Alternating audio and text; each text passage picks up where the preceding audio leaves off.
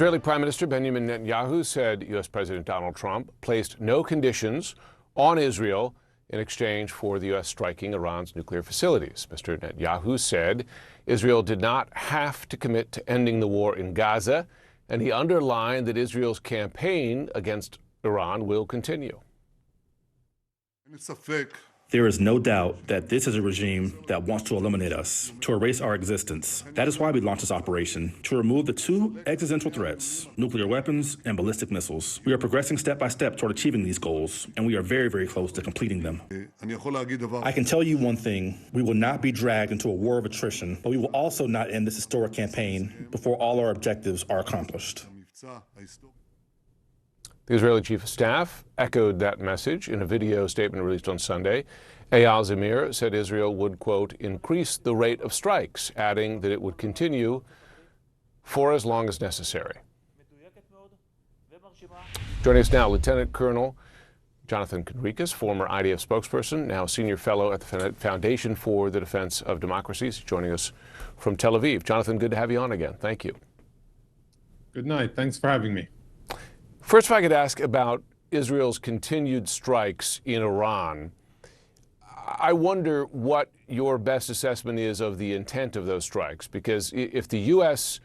attack had severely damaged or completely destroyed, obliterated Iran's nuclear program, as the president claims, I imagine it wouldn't be necessary for Israel to continue striking as it is. Does Israel assess that it needs to do more, in effect, to set back the program? Yeah, I think we're still within the realms of what Israel made a goal of to do in the beginning, and that is to deal with nuclear facilities and their weaponization of nuclear program.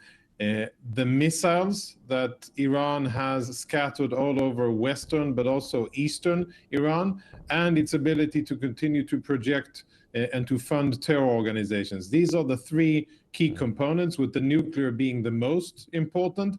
But of course, the Iranian regime has the ability to fire missiles at Israel. They did so just a few hours ago, and I myself was in a bomb shelter. Yeah. And that's, of course, something that Israel needs to be taken care of and is taking care of. What's the end game then? I've heard some Israeli officials say Israel is coming close to meeting its objectives. Can you describe what the final objective is? Well, ideally, the objective is to make sure that Iran doesn't have the ability to produce a nuclear bomb ever. That's obviously paramount and the most important objective. Second would be to defang Iranian offensive capabilities to such an extent that Israelis, for the first time in 20 or 25 years, won't be under a threat of either Iranian proxies, Hezbollah, Hamas, Islamic Jihad, or Iranian missiles. And that's what Israel is busy working at now. Every night that goes on, every day and every night, Israel continues to strike at Iranian military facilities, missile launchers. That's a key component of Iran's offensive capabilities. Israel continues to strike those. The chief of staff mentioned that there's more than 55% of the missile launchers have been destroyed. And that's a very important figure for however the dust will settle here diplomatically and globally. At the end of the day, Israel needs to have better security in the future. And one of the reasons that will make that happen is less Iranian missiles and less Iranian launchers. Yeah, I'm sure you've seen President Trump's latest social media post mentioning the possibility, at least, of regime change in Iran. Is that Israel's goal, regime change? I'd say it's an aspiration, and it's something that I am pretty sure the Israeli government and many parts of the defense establishment would like to see happen. But there's a difference between defining that as a national goal and wanting to see it happen as a result of our actions. And I think Israel is, with all the success and the general joy here in Israel of achievements against Iran, at the end of the day, I think Israel is aware of its own capabilities, its own size, its own ability to influence change in Iran. But, all things considered, regime change in Iran would be a very, very positive thing for the Iranian people, for the region, and from our perspective, very positive for Israel. But I wouldn't say that it's an official goal that Israel is really trying to bring about.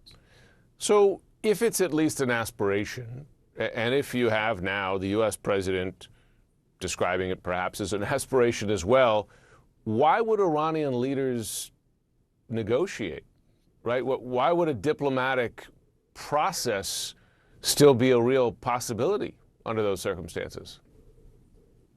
Actually, that makes pretty good sense. And I think that what the president is signaling to the Iranians is, here's your off-ramp. The off-ramp is take a deal now and commit and understand and acknowledge the fact that you're never going to have a nuclear weapons program. That's what I'm offering you. If you're not going to do that, then the next escalation and the next possible thing that you will be putting on the line is the very existence of your regime. So I think it's a very strong incentivizing fact that the president is providing them. And I think in this case, US and Israeli interests are perhaps a little bit different, because the US hasn't been at the receiving end exactly as Israel has been. Of course, as the president said correctly, the Iranians have been killing and maiming US servicemen, but for many years, thousands of them. But for Israel, this is, very close and personal. We've been suffering from Iranian terrorists or Iranian-funded terrorists for the better part of 25 years. So regime change in this sense, it's also a tool that the president and the West has in order to tell the Iranians there are various options, and this can get much worse for you, and it depends on what you, the Iranians, want to do in the future. Jonathan Conricus from Tel Aviv, thanks so much. Thank you, Jim.